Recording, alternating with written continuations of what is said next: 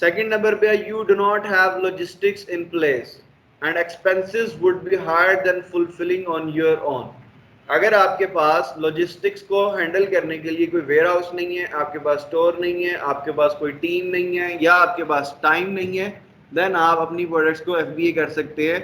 या फिर आपके पास अगर आप उसको खुद फुलफिल कर रहे हैं तो आपको वो ज़्यादा एक्सपेंसिव पड़ रही है, क्योंकि आपके कितने ऑर्डर्स होंगे, ज़्यादा से ज़्यादा 30 हो जाएंगे, 40 50 एक दिन के, तो आपको ये ज़्यादा एक्सपेंसिव पड़ेगी अगर आप एफ बी एम करते हैं इतने कम ऑर्डर्स को। तो अगर आपको वो एक्सपेंसिव पड़ रही है, आपका वहाँ से प्रॉफिट मार्जिन नहीं निकल रहा, ऐसी प्रोडक्ट को आप अमेजोन एफ बी ए के अंदर ट्रांसफ़र कर देंगे। ये अभी आपको मैं क्यों बता रहा हूँ, क्योंकि इससे नेक्स्ट टॉपिक जो है हमारा वो प्रोडक्ट हंटिंग का है, और प्रोडक्ट हंटिंग के अंदर हमारे मेन क्राइटेरिया सारे इन्हीं चीज़ों के ऊपर बेस कर रहे हैं। तो इसलिए आप लोग इसको अच्छी तरह याद रख लें। ये क्राइटेरिया कुछ बच्चे जो हैं वो मिस कर देते हैं, उनको पता नहीं लगता, उनको सही तरह समझ नहीं आती। आप लोगों को भी अगर समझ नहीं आ रही, आप लोग दोबारा पूछ सकते हैं।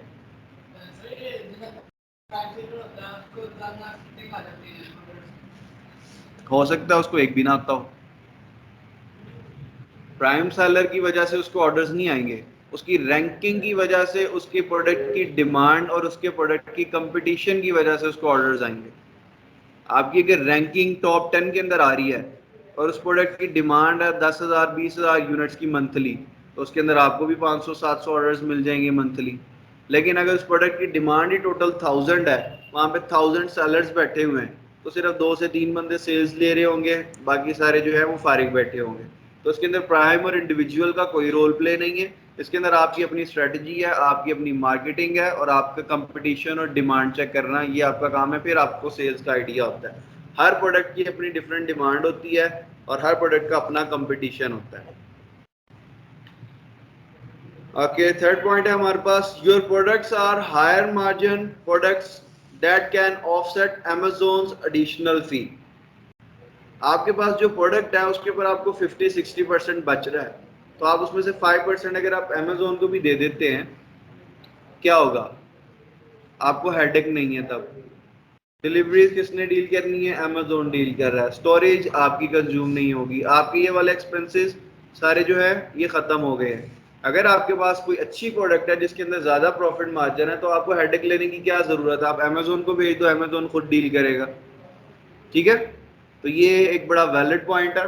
हमने भी यहाँ पे जो प्रोडक्ट ढूंढनी है वो मिनिमम 25% प्रॉफिट मार्जिन के साथ होगी। तो क्या 25% इतना हाई मार्जिन है कि मैं अपनी प्रोडक्ट अमेजोन के वेयर हाउस में भेज सकूं? 25%, $25 का 25% कितना बनता है?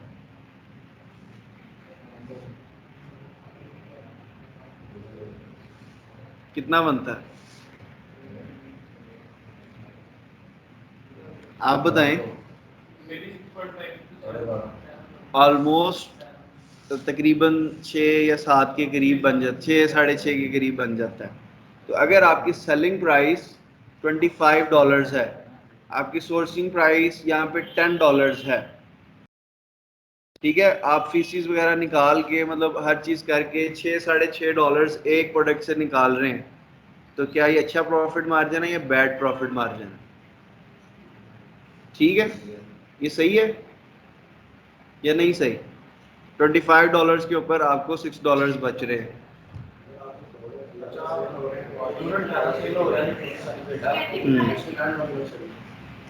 लेकिन 25% हमारा मिनिमम क्राइटेरिया कि हमें 25% प्रॉफिट मार्जिन चाहिए ही चाहिए।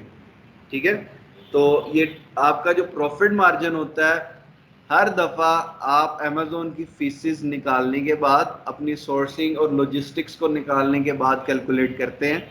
इसके अंदर आपकी सारी फीसिस अमेजोन की, आपकी लॉजिस्टिक्स की, आपकी प्रोडक्ट की, पैकेजिंग की, हर चीज़ इंक्लूड है। आफ्टर डैट आपको 25% बचता है।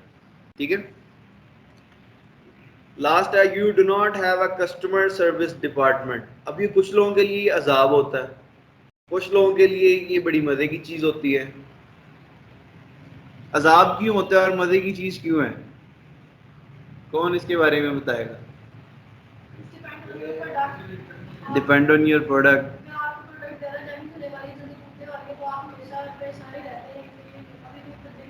हम्म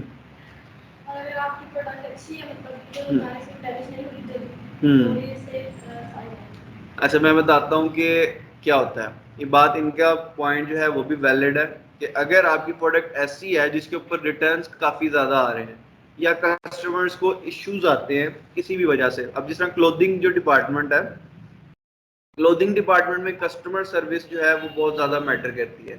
हर किसी ने साइज पूछना है, किसी को वो पूरा नहीं आ रहा, किसी को फिटिंग ज़्यादा हो गई है, किसी को खुला ज़्यादा हो गया, किसी का कलर फेड हो गया, किसी के कपड़े से धागा निकल आया, किसी का डिज़ाइन एक्यूरेट नहीं आया। इस तरह के बहुत ज़्यादा क्लोथिंग के अंदर इस तरह के बहुत ज़्यादा इश्यूज होते हैं। तो अब अगर ये आप हेडेक अपने सर पे ले लेंगे तो अमेज़ोन आपको 24 आवर्स का टाइम देता है। जब आपको मैसेज आएगा आपने 24 आवर्स के अंदर कस्टमर को रिस्पॉन्स करना है।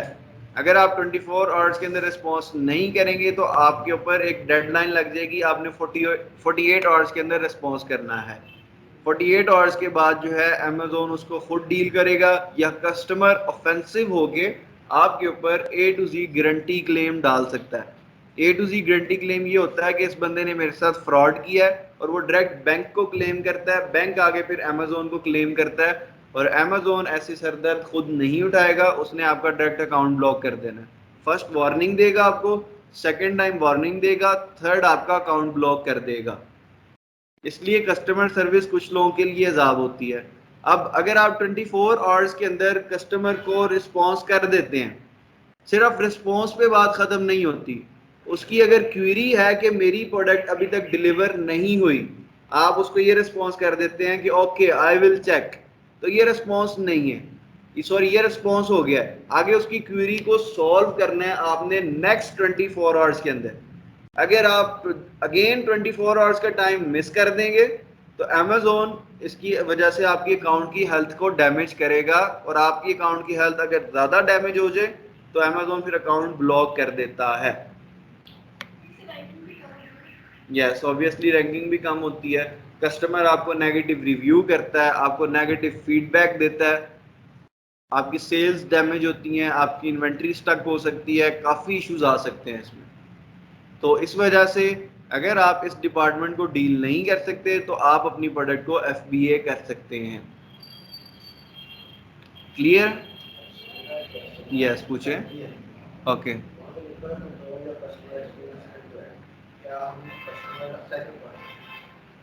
Okay, yes. कस्टमर के रिव्यूज आप कंट्रोल नहीं कर सकते, मतलब आपके ऊपर बेस कर रहे होते हैं। अगर आप उनको अच्छी सर्विस ऑफर करेंगे देन आप उसको कंट्रोल कर रहे हैं, अगर आप बैड सर्विस ऑफर कर रहे हैं तो फिर आपकी प्रोडक्ट के ऊपर डिपेंड कर रहा है। अगर वो अच्छी हुई तो आपको वो रिव्यू सही दे देगा, अदरवाइज आपको वो नेगेटिव रिव्यू दे देगा। अच्छा, हाँ, ठीक है।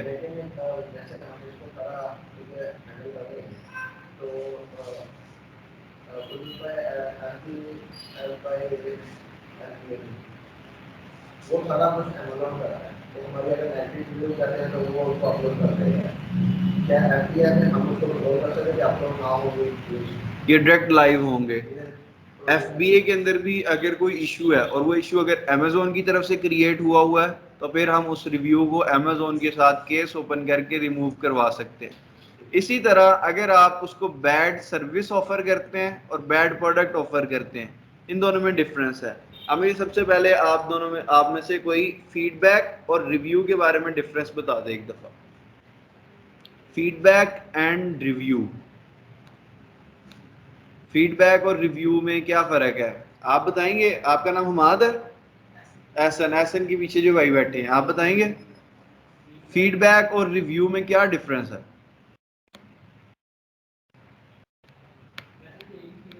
एक ही चीज होती है। ओके, रिमशा से पूछते हैं।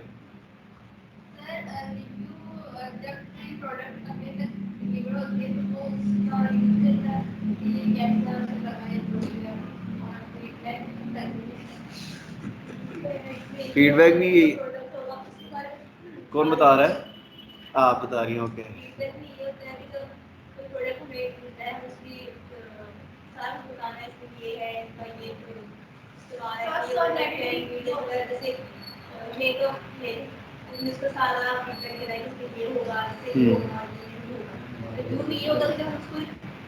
ये चीज हमें इसलिए हमें मतलब हमने पढ़ लिया ये चीज अच्छी है आप लोग भी सेम है, ये तो सेम है।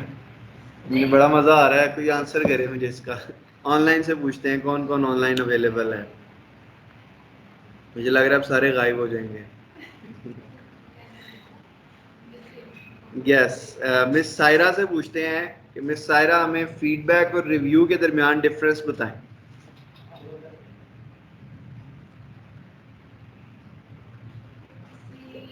मिस सायरा, आपको आवाज आ रही है? जी सर आ जी रही है। सर। ओके, आप अभी क्वेश्चन सुन रही थी हमारा? जी सर सुन रही थी। ओके, तो आंसर करें अगर आपके पास है इसके ऊपर आंसर करने के लिए कुछ। सर आई गेस फीडबैक ये होता है कि जो सेलर होता है उसने कोई प्रोडक्ट से रिलेटेड जो क्वेरी है उसको आंसर करना होता है। मतलब अगर बायर की कोई भी क्वेरीज है प्रोडक्ट से रिलेटेड या वो उसमें जो भी अपने कह लें कि रिमार्क्स वगैरह दे रहे होते हैं वो होता है फीडबैक। ओके, और रिव्यू क्या रिव्यू में होता ये होता है कि जब कोई भी सेलर जो बायर है वो प्रोडक्ट को परचेज कर लेता है तो वो प्रोडक्ट के बारे में जो भी अपने उसके रिमार्क्स हैं आफ्टर परचेज जो है वो उसको मतलब जो भी वो रिमार्क्स वगैरह देता है आई थिंक वो रिव्यू होता है। है? ओके, तो आपको नहीं लग रहा कि ये दोनों सेम बातें हैं? सर अच्छा फीडबैक चल, मैं में बता देता हूँ, अगर मैं बता देता हूँ, आप लोग के सबके जो हैं क्वेश्चंस क्लियर हो जाएंगे और अजान हो जाए फिर बता देता हूँ।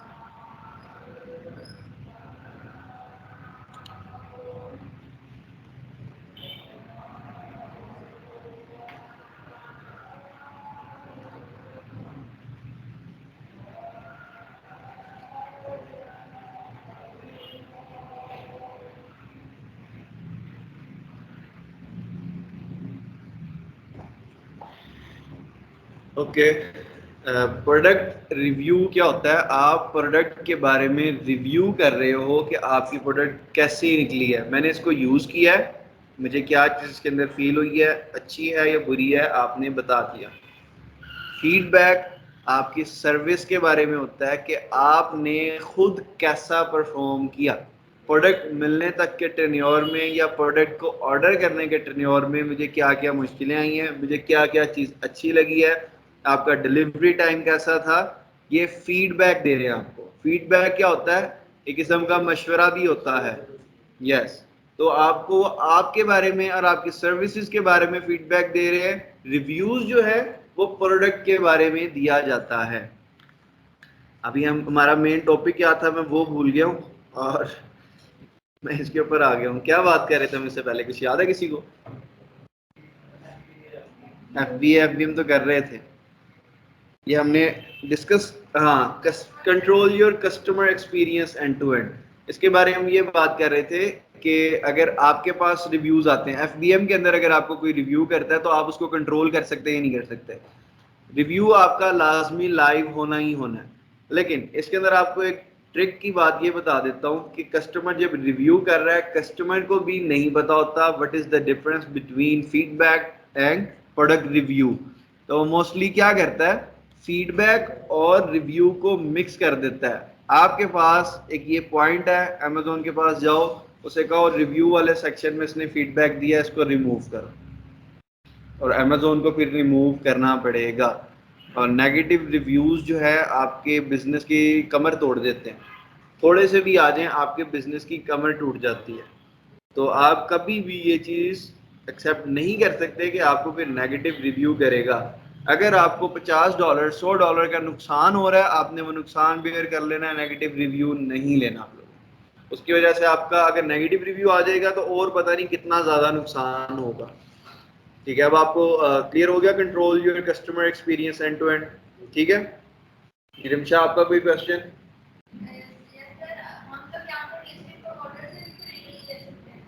ले सकते हैं, वो एडवर्टाइजिंग वाला टॉपिक है, इसके अंदर हम प्रॉक्सी मार्केटिंग को डिस्कस करते हुए रिव्यूज वगैरह के ऊपर बातचीत करेंगे। फिलहाल हम एक कस्टमर एक्सपीरियंस की बात कर रहे थे और एफबी और एफबीएम के मॉडल्स को डिस्कस कर रहे थे। आपने बात ठीक की है, लेकिन वो हम एडवर्टाइजिंग के टॉपिक के अंदर पढ़ेंगे उसको। ओके, एक और मेरे पास डायग्राम है, इसके अंदर आपको थोड़ी सी और पॉइंट्स बता दूं कि एफबीएम और एफबीए का क्या फायदा है। एफबीए के अंदर बेटर कन्वर्जन्स हैं। कन्वर्जन क्या होती है? कन्वर्जन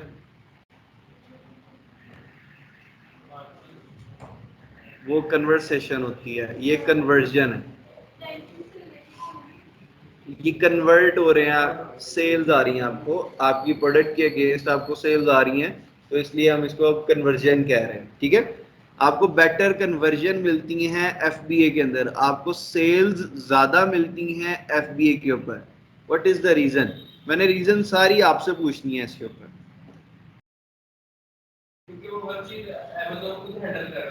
बेटर कन्वर्जन इसकी आ रही है कि अगर अभी दराज एक चीज डिलीवर कर रहा हो और एक चीज इंडिविजुअल पर्सन डिलीवर कर रहा हो, आप किस पे ट्रस्ट करेंगे?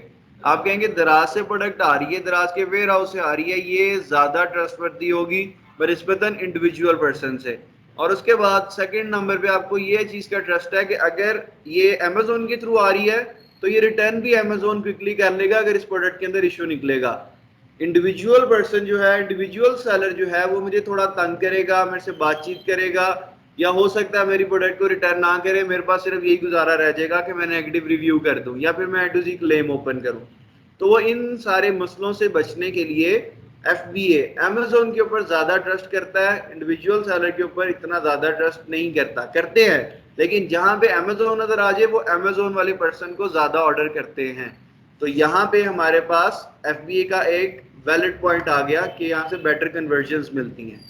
आफ्टर दैट है हमारे पास प्राइम एलिजिबिलिटी। मैंने आपको बताया था प्राइम एक टैग है, और प्राइम कैसे मिलता है? कौन आंसर कर रहा है? आप एहसन बताएगा। क्वांटिटी बेशक ज्यादा ना हो, लेकिन जिस आप कंट्री के अंदर सेल कर रहे हैं उसके डिफरेंट वेयर हाउसेस के अंदर आपकी इन्वेंट्री मौजूद हो। वो इन्वेंट्री कैसे? आप खुद तो नहीं भेजेंगे, आप अमेजोन के एक वेयर हाउस में भेजेंगे, अमेजोन उसको खुद डिस्ट्रीब्यूट करेगा। अब वो कितने वेयर हाउसेस के अंदर आ सकती है? वो दो दो पीस तो किसी भी वेयर हाउस में नहीं भेजेगा, उसकी कोशिश होगी कि ज्यादा पीस भेजूं। तो इसलिए यहाँ पे जरा हैंडसम इन्वेंट्री की बात आ जाती है, ज्यादा इन्वेंट्री की बात नहीं आएगी। इतनी इन्वेंट्री कम से कम होनी चाहिए कि वो डिफरेंट वेयर हाउसेस के अंदर या कम से कम हर एक स्टेट के अंदर डिलीवर हो सके। ठीक है, तो इस वजह से आपको प्राइम एलिजिबिलिटी मिलती है।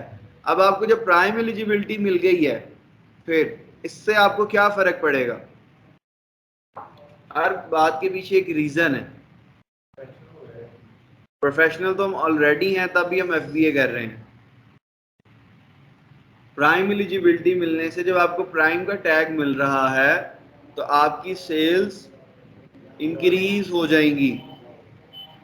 प्राइम का टैग जो प्राइम जिन्होंने प्राइम परचेज किया हुआ है उनके लिए भी आसानी हो जाएगी। जब आपकी प्रोडक्ट हर वेयर हाउस के अंदर पड़ी हुई है तो उसको इंडिविजुअल बायर भी अगर ऑर्डर करेगा तो उसको भी क्विक डिलीवरी मिलेगी। और जब एक इंडिविजुअल बायर को क्विक डिलीवरी मिलेगी तो तब आपको वो खुश होके पॉजिटिव रिव्यूज, गुड रिव्यूज भी दे सकता है, और आपकी कस्टमर या क्लाइंटेज बेटर हो सकती है, और आपकी सेल्स ऑब्वियसली 50% बूस्ट कर जाएंगी। अगर आप नॉर्मल इंडिविजुअल से अगर आप प्राइम के ऊपर शिफ्ट होते हैं तो आप ये चीज चेक कर सकते हैं कि सेल्स आपकी काफी ज्यादा इंक्रीज हो चुकी हैं। थर्ड नंबर के ऊपर हमारे पास एडवांटेज है buy box advantage. Buy box पता है क्या होता है? बाय बॉक्स एक ऐड टू कार्ट वाला आप लोगों ने बटन शायद देखा हो, या ऐड टू बास्केट का बटन होता है। अगर आप वेबसाइट किसी ओपन करते हैं शॉपिंग वेबसाइट के ऊपर तो वहां पे ऐड टू बास्केट का या ऐड टू कार्ट का ऑप्शन होता है। उसके साथ ही आपको प्राइस लिखी हुई नजर आ रही होती है और आपको डिलीवरी डेट वगैरह लिखी हुई नजर आ रही होती है। That is called by box. जो बंदा एफबीए करता है अमेजोन उससे कभी भी बाय बॉक्स वापस नहीं लेता। जबकि जो बंदा FBM कर रहा होता है, अमेजोन अगर वो बंदा सेल्स ना जनरेट कर पाए कुछ देर के अंदर, तो अमेजोन उससे बाय बॉक्स वापस ले लेगा। वहां पे उसकी प्राइस भी नहीं शो होगी, वहां पे ऐड टू कार्ट का ऑप्शन भी नहीं शो होगा FBM के अंदर। तो बाय बॉक्स एडवांटेज आपको FBA के अंदर मिलता है। आपसे बाय बॉक्स वापस नहीं लिया जाता जब तक आप अमेजोन की किसी पॉलिसी को, बाय बॉक्स पॉलिसी को वायलेट ना कर रहे हो। मतलब आप इरेगुलर प्राइसेस चेंज करी जा रहे हो, आप प्राइसिंग एरर्स देना शुरू कर दें, देन आपसे वो बाय बॉक्स वापस ले लेगा। ऐसी आपने हरकत नहीं करनी। अब FBM वालों को जो बाय बॉक्स वापस ले लिया है, तो क्या अब उनको सेल्स आएंगी या नहीं आएंगी?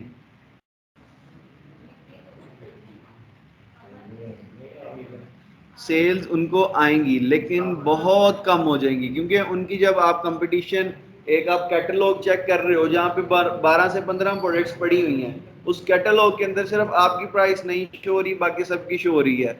या तो ये है कि आप क्यूरियोसिटी क्रिएट कर रहे हो कि इसकी प्राइस नहीं लिखी हुई, इसको ओपन करके देखूं, या सेकंड थिंग ये है कि कोई उसको बॉदर ही नहीं करेगा, कहेगा इसकी तो प्राइस ही नहीं लिखी हुई, मैं इसको ओपन नहीं कर रहा, मेरे पास इतना टाइम नहीं। ठीक है, जब आप लिस्टिंग को ओपन कर लोगे, फिर उसके बाद अंदर चेक प्राइस का एक ऑप्शन होगा, आप उसके ऊपर क्लिक करोगे, वहां पे आपको सारी डिलीवरी डिटेल्स, आपकी प्राइस डिटेल्स, किस दिन आपको डिलीवर होगी, कितनी क्वांटिटी आपने परचेज करनी है, वो वहां पे बाय बॉक्स आपको अंदर जाके मिलेगा। अब जिस बंदे के पास बाय बॉक्स नहीं होता, वो बंदा अमेजोन के ऊपर एडवर्टाइजिंग नहीं कर सकता, एडवर्टाइजिंग भी नहीं कर सकता, उसकी प्राइस भी नहीं शो हो रही, तो सेल्स कैसे आएंगी उसको? फिर उसको आउटसोर्स ट्रैफिक यूज करनी पड़ेगी, फिर उसको फेसबुक, इंस्टाग्राम और इस तरह की different proxy marketing, affiliate marketing, इनके ऊपर जाना पड़ेगा, और ये सारी बहुत ज्यादा खर्चा करवाती हैं, ये काफी ज्यादा महंगी एडवर्टाइजिंग है सारी। तो बाय बॉक्स विन करने की कुछ स्ट्रेटजीज होती हैं, उसके ऊपर जब हमारा टॉपिक आएगा तब आप लोगों को वो सारी चीजें बताऊंगा। आप लोगों को एक दफा मैंने ओवरव्यू दे दिया है कि बाय बॉक्स एडवांटेज FBA में क्यों जरूरी होता है, मतलब क्या फायदा है बाय बॉक्स का।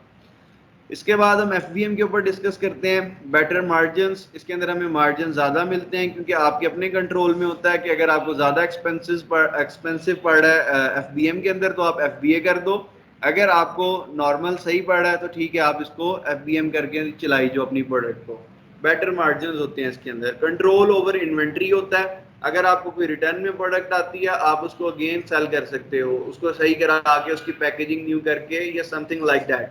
जबकि अमेजोन वेयर हाउस के अंदर अगर आपकी प्रोडक्ट पड़ी हुई है, आपको अपनी इन्वेंट्री के ऊपर कंट्रोल नहीं होता, और उसको इसके अलावा आपको उसकी फीस भी पे करनी होती है, स्टोरेज फी। थर्ड नंबर के ऊपर है लोअर अमेजोन फीस। यहाँ पे अमेजोन की फीसेस, अगर आप FBA कर रहे हैं तो आपको रेफरल फी भी देनी पड़ रही है, इसके अलावा आपको FBA फीसेस भी देनी पड़ रही हैं। रेफरल फी क्या होती है? अगर मैं अमेजोन का प्लेटफॉर्म यूज कर रहा हूं तो $40 तो मैं उसको पे कर रहा हूं। इसके अलावा अगर मुझे कोई ऑर्डर आता है तो वो हर ऑर्डर के अगेंस्ट मेरे से 15% न्यू अकाउंट के ऊपर रेफरल फी चार्ज करता है। अगर मेरे पास ओल्ड अकाउंट है तो ओल्ड अकाउंट की परसेंटेज रेफरल की कम होगी, अदरवाइज 15% मिनिमम है।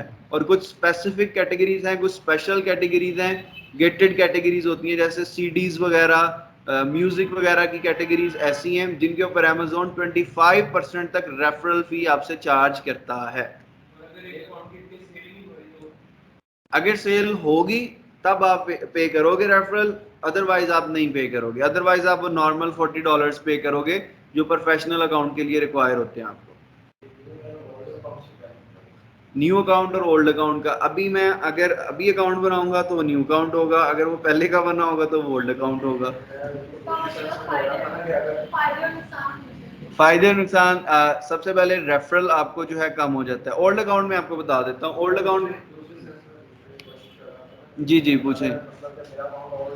ठीक है, नहीं नहीं ऐसा अकाउंट नहीं, ओल्ड अकाउंट का मतलब यहाँ पे यह, बिल्कुल इन्होंने बड़ा अच्छा क्वेश्चन किया है। ओल्ड अकाउंट का मतलब यह है कि वो प्रीवियस सेलिंग कर रहा हो, उसके ऊपर सेल्स पहले से आ रही हो। ऐसे ना हो कि 6 साल पहले अकाउंट बनाया है, उसका हॉलिडे मोड ऑन किया, 6 साल बाद वेकेशन से वापस आके हॉलिडे मोड ऑन किया आपने, और उसके ऊपर आप कहें कि जी मुझे 2% आप अमेजोन अब मेरे से चार्ज करें, मैं तो 6 साल पुराना बैठा हूँ। ऐसे नहीं होता। उसके ऊपर आप एक्टिव सेलर होने चाहिए, तब आपको जाके रेफरल फी के अंदर परसेंटेज ऑफ मिलेगा। ठीक है,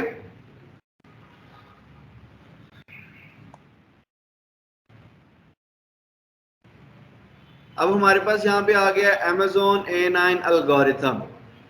It analyzes search queries for keywords, then tries to match customer desires with relevant product. क्या समझ आ रही है इससे? सुना हुआ A9 algorithm के बारे में किसी ने?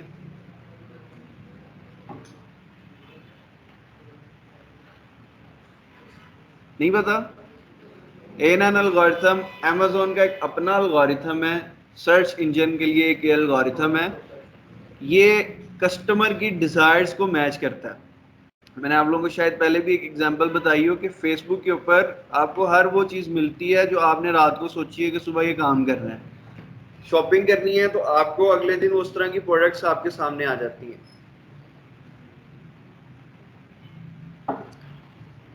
यूट्यूब के ऊपर जो फीड आ रही होती है, जो वीडियोस आ रही होती हैं, आप उन वीडियोस को पसंद करते हो, ऐसी वीडियोस नहीं आ रही होती जिनको आप पसंद नहीं करते। ये सारे एल्गोरिथम के ऊपर सारा ये डाटा चल रहा होता है। इसी तरह Amazon का भी अपना एल्गोरिथम है, A9 एल्गोरिथम। इसके अंदर ये कस्टमर की डिज़ायर को मैच करते हुए, कस्टमर ने जो कीवर्ड टाइप किया है उसको मैच करते हुए, और आपकी प्रोडक्ट की इमेज को मैच करते हुए, आपकी प्रोडक्ट के रिव्यूज़ को देखते हुए, और आपकी कैटेगरी और निश को देखते हुए आपकी प्रोडक्ट कस्टमर के सामने लेके आता है। That is called Amazon A9 algorithm।